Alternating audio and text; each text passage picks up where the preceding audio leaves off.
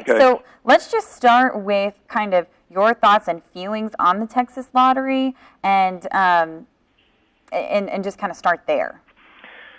Well, I guess the first thing I would say is that the lottery really is just a voluntary tax.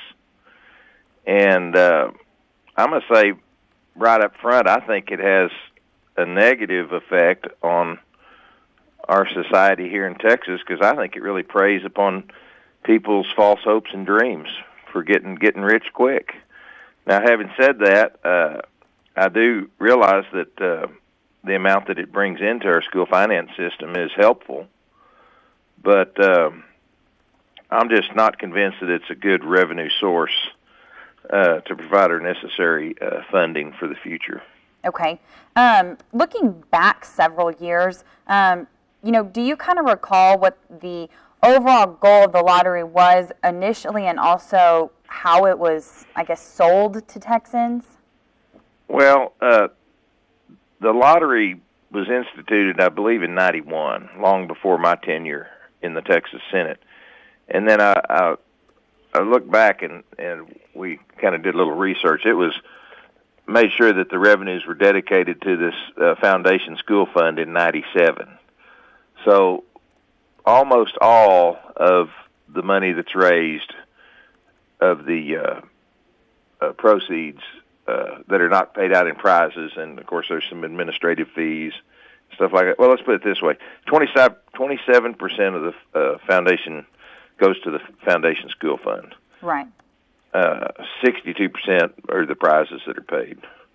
There's 5% for retailer commissions and 5% for administration, and 2% go to other programs.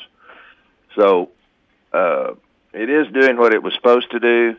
The thing is that the revenue tails off, and they have to come up with bigger and better and more exciting prizes because people get tired of losing. Mm-hmm.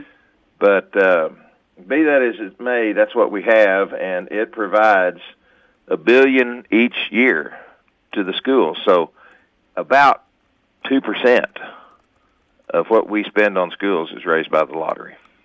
Okay. I guess a lot of people, what kind of brought this story about is, this year teachers and our schools are looking at these huge budget cuts, and I think people are just kind of wondering, like, why is this not helping more, or, kind of fill in that gap?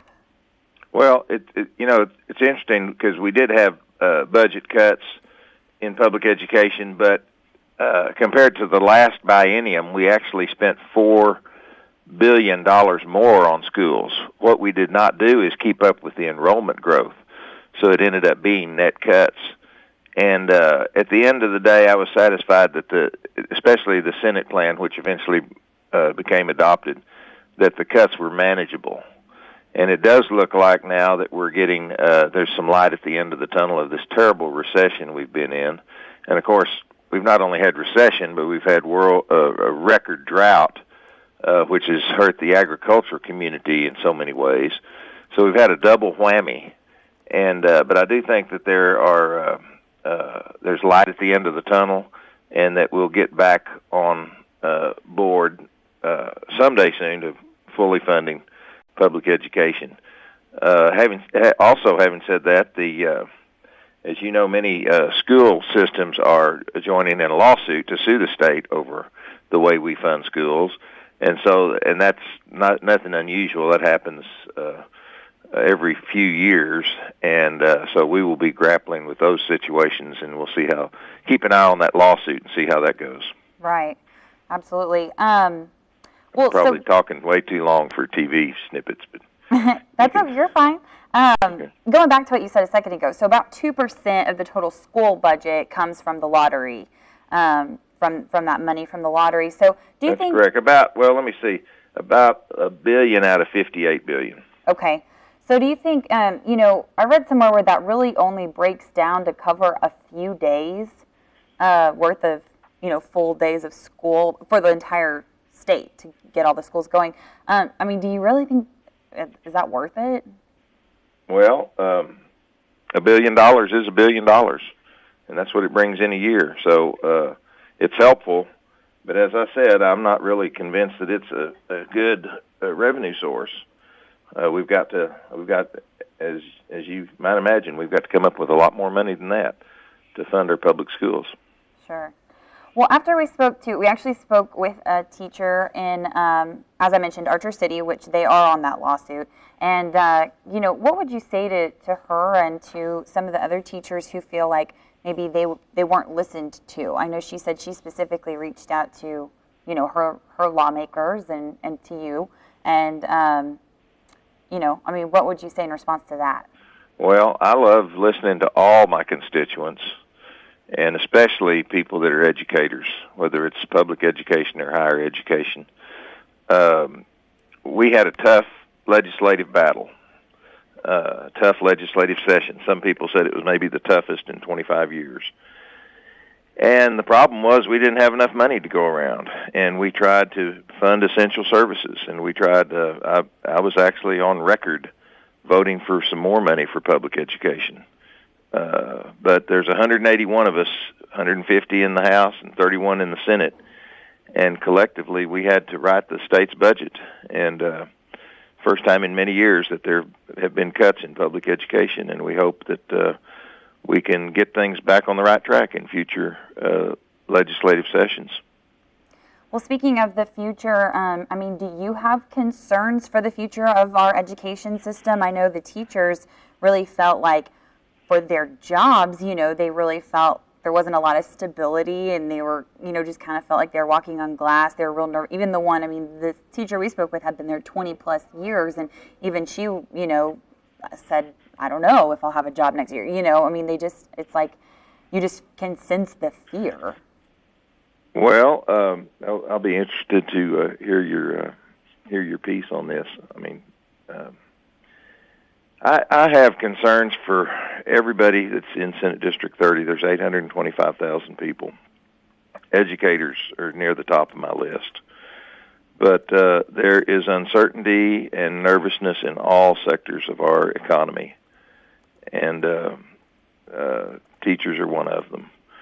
So I think we'll get through this. I think that there are brighter days ahead, but at this moment, we're going to have to cinch our belt one notch tighter and continue to do what the Constitution demands that the legislature do, and that is provide a good and well-funded public education. Okay, I don't mean to be so doom and gloom with all these questions, but just finally, some people look at the glass half full, and some people look at it half empty. Sure. We've got a great state and a great educational system, and we want to make it greater. Well, and that kind of leads to my last question. I just want to kind of get your feel for where you see. We've been talking about the future, where we're headed. In particular, we've been mainly focused on teachers and what they're seeing in the school districts. But what about the students? How do all of these things, do you have any concerns for how these things may affect the students in the future?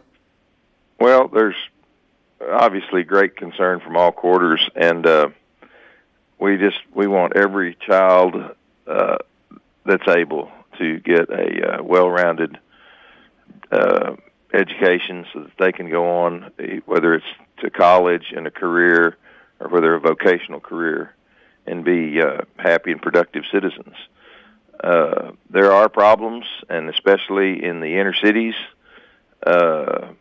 in areas where there's students sometimes are not safe when they go to school. But the good news is in Senate District 30, I have 107 school districts in my district, and many of them are recognized and excellent. And those that are struggling, we're going to help. And I tend to look at the glass as half full, and we can do better, of course. But I still think Texas is the greatest place to live and raise a family in the United States.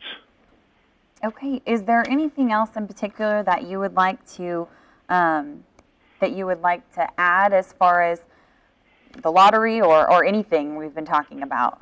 Well, I can't think of anything, but if you have more questions, I'd be happy to visit with you more. Okay. Wonderful. And I'm sure we'll stay in touch.